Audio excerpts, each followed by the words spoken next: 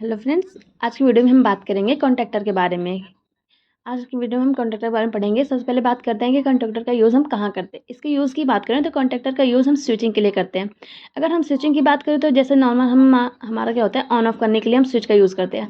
वही अगर लोड को ऑन ऑफ स्विच करने के लिए हम क्या करते हैं, कॉन्टैक्टर का यूज़ करते हैं। अब कॉन्टैक्टर का यूज़ बहुत जगह आपने देखा होगा, जैसे हमारा पैनल हो गया, स्टार्टर हो गया, जहाँ भी हमें स्विचिंग करना होता है आपने देखा होगा। जैसे ऑटो में स्विच करना है तो हम कॉन्टैक्टर का यूज़ करते हैं। अब कॉन्टैक्टर के नेम प्लेट्स की अगर डिटेल्स में हम बात करें तो यहाँ पे देख रहे होंगे आपने, इसमें लिखा भी है AC1, AC2, AC3।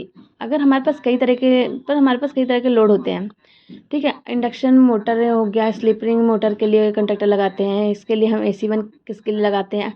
अब बात करें तो अगर कि AC1 किसके लिए लगाते हैं, AC2 किसके लिए लगाते हैं, AC3 किसके लिए लगाते हैं और AC4 किसके लिए लगाते हैं, तो इन सब की हम बात करते हैं। ये कॉन्टैक्टर की एक ड्यूटी टाइप होती है, मतलब एक ड्यूटी सर्कल होता है जो हमारे कॉन्टैक्टर के हिसाब से यूज़ किया जाता है कि लोड कैसा है, कॉन्टैक्टर के टाइप को डिसाइड करता है। AC1 टाइप के कॉन्टैक्टर को आखिर हम कहाँ यूज़ करते हैं। अगर कॉन्टैक्टर को देखें तो 4 टाइप के ड्यूटी साइकिल के अलावा ये और भी कई टाइप के हैं, ठीक है। अब आप इसमें देखोगे आप नेक्स्ट स्लाइड में हम देखते हैं कि ये जो होता है इसके कई टाइप और भी मैंने लिख रखे हैं। AC1, AC2 और AC3 लिखा है, AC4 लिखा है और AC6A, AC6B, AC11, ये सारे मतलब सारे टाइप के ड्यूटी टाइप जो है कॉन्टैक्टर मैंने सारे यहाँ पे आपके सामने दिखाए हैं, ठीक है। ये सारे अब हम अगर इसमें मतलब यहाँ पे आपको मैंने डिस्प्ले करा दिया है जो ड्यूटी टाइप है, मोस्टली हमारे जो कॉन्टैक्टर में यूज़ किए जाते हैं।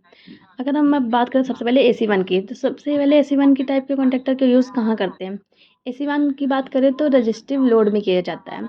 यह पावर जो रजिस्टिव लोड क्या है, जिसका हमारा पावर फैक्टर होता है, पावर फैक्टर जिसका यूनिटी रहता है, मतलब यूनिटी मतलब एक होता है। जैसे हमारा ब्रेकर है, मतलब सॉरी जैसे हमारे हीटर है, फर्नेस है, तो यहाँ क्या होता है, हमारा इंडक्टिव लोड नहीं होता है, वह हमारा सिर्फ रजिस्टिव लोड होता है। तो वहाँ पे हम सिर्फ AC1 कॉन्टैक्टर को लगाएंगे। जहाँ AC1 कॉन्टैक्टर लगेगा वहाँ रजिस्टिव लोड रहेगा, जिससे हमारा वर्किंग होता है, ठीक है। अब आगे हम नेक्स्ट बात कर लेते हैं, तो हमारी नेक्स्ट स्लाइड में है, आगे स्लाइड में हमारा है AC2 कॉन्टैक्टर। AC2 कॉन्टैक्टर का हम यूज़ कहाँ करते हैं, जैसे हमारा स्लिप रिंग मोटर हो गया, क्योंकि हमारा जो स्लिप रिंग मोटर है उसे हाई टॉर्क करंट एप्लीकेशन के लिए यूज़ करते हैं। स्लिप रिंग से AC2 कॉन्टैक्टर को यूज़ करने का मेन पर्पज़ ये होता है कि स्लिप रिंग को बार बार ऑफ कराने के लिए हम AC2 कॉन्टैक्टर का यूज़ करते हैं। AC2 कॉन्टैक्टर हमारा ज़्यादातर EOT क्रेन्स वगैरह में यूज़ होता है, ठीक है। अब हाई जो ये इसमें क्यों होता है, क्योंकि हाई टॉर्क करंट का स्लिप रिंग में यूज़ करने का यही होता है कि यह जो होता है इसके थ्रू हम एक रजिस्टेंस बॉक्स लगाते हैं। रजिस्टेंस बॉक्स के थ्रू हम स्पीड कंट्रोल करते हैं तथा टॉर्क कंट्रोल करते हैं। इसके लिए हम AC2 टाइप कॉन्टैक्टर का यूज़ करते हैं, ठीक है। अब हमने AC2 की बात कर लिया, अब हम नेक्स्ट बात करते हैं। नेक्स्ट स्लाइड हमारी है AC3 के बारे में, ठीक है।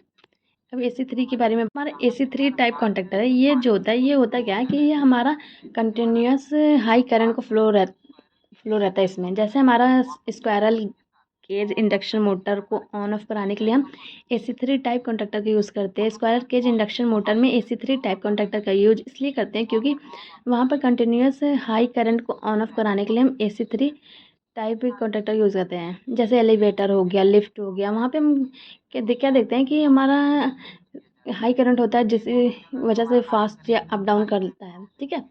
इसलिए हम AC3 टाइप कॉन्टैक्टर का यूज़ यहाँ पे करते हैं। अब हम इसकी बात, हमने AC3 टाइप की बात तो कर लिया। अब नेक्स्ट बात करते हैं AC4 टाइप कॉन्टैक्टर की। AC4 टाइप कॉन्टैक्टर जो है वो AC4 क्या होता है कि ये हमारा EOT क्रेन इंच और लैगिंग का कंडीशन में आता है।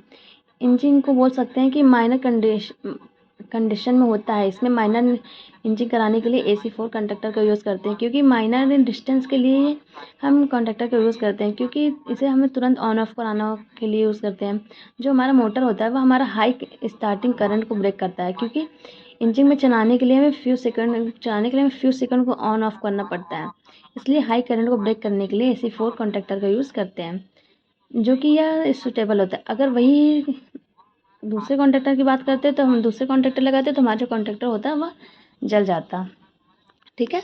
हमने बात कर लिया AC4 के बारे में, तो आई होप आपको ये भी समझ आया। अब हम नेक्स्ट बात करते हैं, हमारा जो है नेक्स्ट AC6A। ठीक है। नेक्स्ट बात करते हैं AC6 का। तो इसमें क्या होता है, यह कंट्रोल ट्रांसफार्मर को ऑन ऑफ कराने के लिए यूज़ होता है। AC6 से जो है यह यही कंट्रोल ट्रांसफार्मर को ऑन ऑफ कराने के लिए AC6A का हम यूज़ करते हैं। अब नेक्स्ट हम बात करते हैं AC6B। AC6B जो है वह हमारा कैपेसिटर बैंक को स्विचिंग कराने के लिए होता है। मान लो कोई कैपेसिटर बैंक लगा है, उसे स्विचिंग कराने के लिए AC6B कॉन्टेक्टर का यूज़ हम करते हैं। ठीक है। अब नेक्स्ट बात करते हैं हम AC11 कॉन्टेक्टर की। तो AC11 कॉन्टेक्टर जो होता है इसका यूज़ हम ऑक्सिलरी कंट्रोल सर्किट में यूज़ करते हैं। तो देख लोगे आप, ये लिखा मैंने, ऑक्सिलरी कंट्रोल सर्किट में हम AC11 का यूज़ करते हैं। अब हम नेक्स्ट बात करते हैं AC12 टाइप कॉन्टेक्टर की बात। तो AC12 टाइप कॉन्टेक्टर का यूज़ हम इलेक्ट्रॉनिक स्विचिंग में करते हैं। ठीक है।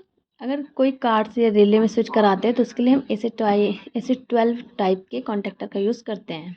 आई होप आपने पढ़ अभी आपको समझ आया होगा AC1 क्या है, उसका यूज़ कहाँ करते हैं, AC2 का यूज़ कहाँ करते हैं, AC3 का यूज़ कहाँ करते हैं, AC4 कॉन्टेक्टर का कहाँ करते हैं, और AC6A का कहाँ करते हैं, मतलब इन सब का मैंने कहाँ यूज़ करते हैं हमने आज की वीडियो में पढ़ा है। आई होप आपको वीडियो पसंद आया। अगर आपको वीडियो पसंद आया तो वीडियो को लाइक और चैनल को सब्सक्राइब करें। Thank you.